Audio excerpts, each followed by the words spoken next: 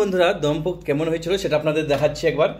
উরে বাবা, একটু নাড়িচাড়ি দেখে নিই কেমন হয়েছে। দমপক দেখতে পাচ্ছেন, উরে বাবা রে, সেই ফাটাফাটি। Good morning, welcome back to my channel. আমার চ্যানেলে সবাইকে স্বাগত। আজকে আমি তাড়াতাড়ি ঘুম থেকে উঠেছি মানে সানডে। এখানে সকাল 10:30 বেজে গেছে, তো এটা 10:30 তো আর সকাল বলা যাবে না, একটু লেটই বলা যাবে। তো চলুন বন্ধুরা, আজকে সানডে স্পেশাল আপনাদের কি রান্না করে দেখাচ্ছি। আজকে সানডে স্পেশাল হচ্ছে মটন পোক্তা। তো বিশ্বাস করেন না, মটন পোক্তাগুলো কেমন হবে আমি এর আগে নিজে হাতে বানাইনি। এখন আজকে তৈরি হবে মটন পোক্তা। তো দেখাচ্ছি আমি মটনটা রাখি কি। এখানে আছে কয়টা মটন বলেন তো? 1.5 কিলো খাসির মাংস আছে, একদম 6টা টুকরা করা হয়েছে, 3 জনে দুইটা করে। একটা খাসির মাংসের টুকরা হাফ 250 গ্রাম করে। তো চলুন বন্ধুরা, আর কি অ্যারেঞ্জমেন্ট করেছি সেগুলো আপনাদের দেখাচ্ছি একটু। আয়োজন আছে, দেখতে পাচ্ছেন অরিজিনাল খাসির তেল একদম। আর দেখাচ্ছি এখানে সুন্দর করে পেঁয়াজ রসুন গোটা, 3 জনের একটা রসুন, কাঁচা লঙ্কা, আদা সুন্দরভাবে রেখে দিয়েছি কেটে। আর দেখাচ্ছি আপনাদের সরাসরি এই যে পেঁয়াজ আর কাশ্মীরি আলু সুন্দর করে কাটে রাখা হয়েছে, দেখতে পাচ্ছেন বন্ধুরা।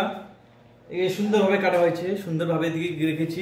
উরে বাবা, খাসির ঠেগুলো সেই দেখতে পাচ্ছেন। তো চলুন বন্ধুরা, ভিডিও আগে বাড়ানো যাক।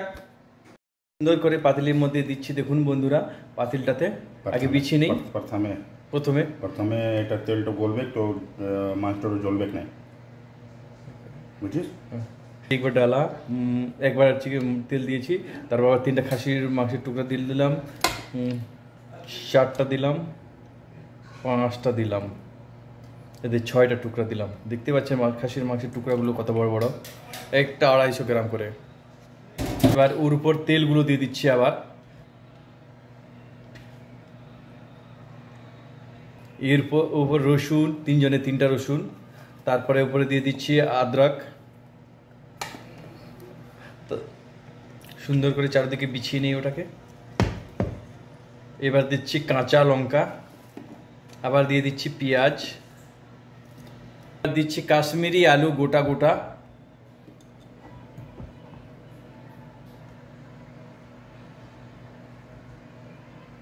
এবার বিছিয়ে দিচ্ছি টমেটোগুলো।